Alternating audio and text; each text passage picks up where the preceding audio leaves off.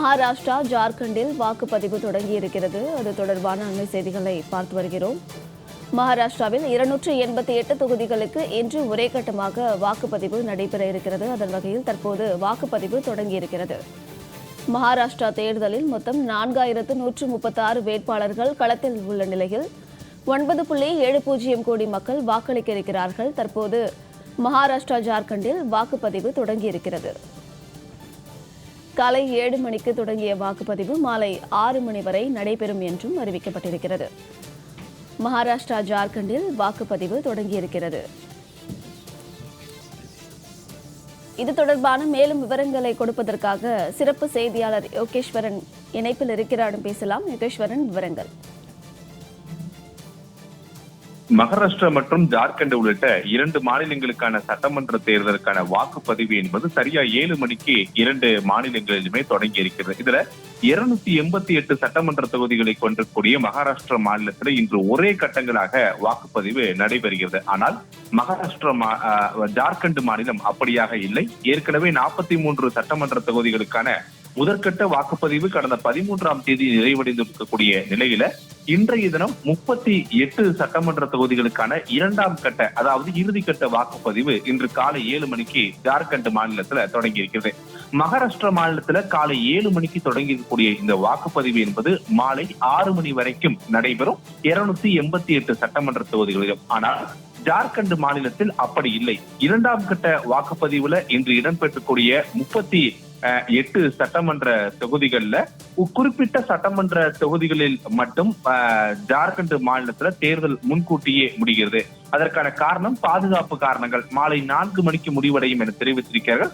வழக்கமான தேர்தல் என்பது 6 மணிக்கு பதிலாக 5 மணிக்கே முடிவடையும் என்று ஜார்க்கண்ட் மாநில தேர்தல் அதிகாரிகள் தரப்பிலிருந்து தெரிவிக்கப்பட்டிருக்கிறது. இந்த மகாராஷ்டிரா, ஜார்க்கண்ட் உள்ளிட்ட 2 மாநில சட்டமன்ற தேர்தல்களை தவிர சில குறிப்பிட்ட மாநிலங்களுக்கான இடைத்தேர்தல் என்பதும் நடைபெறுகிறது. அதன் அடிப்படையில மகாராஷ்டிரா மாநிலத்துல காலியாக இருக்கக்கூடிய ஒரு மக்களவை தொகுதிக்கான நந்தன் அப்படின்னு சொல்லப்படக்கூடிய மக்களவை தொகுதிக்கான இன்று இடைத்தேர்தலும் இன்று நடைபெற்று வரக்கூடிய நிலையில உத்தரப்பிரதேச மாநிலத்துல 9 சட்டமன்ற தொகுதிகளுக்கான இடைத்தேர்தல் என்பதும் இன்று தொடங்கி நடைபெற்று வருகிறது.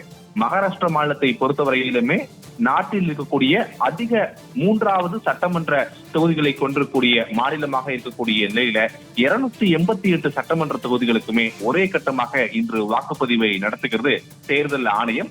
முக்கியமாக இன்றைய தினம் மகாராஷ்டிரா மாநிலத்துல 9,63,69,410 வாக்காளர்கள் வாக்களிக்க தகுதி பெற்றிருக்கிறார்கள். அதே போல ஜார்க்கண்ட் மாநிலத்துல நடைபெற்று வரக்கூடிய 2ஆம் கட்ட இறுதிக்கட்ட வாக்குப்பதிவுல கிட்டத்தட்ட 1,23,00,000 வாக்காளர்கள் இன்று தங்களுடைய ஜனநாயக கடமையை ஆற்ற இருப்பதாக தேர்தல் அதிகாரிகள் தரப்பிலிருந்து தெரிவிக்கப்பட்டிருக்கிறது. மகாராஷ்டிரா மாநிலத்துடைய மும்பையில இன்றைய தினம் மட்டும் தேர்தலுடைய பணிக்காக 30,000 போலீசார் பாதுகாப்பு பணியில ஈடுபடுத்தப்பட்டிருக்கிறார்கள்.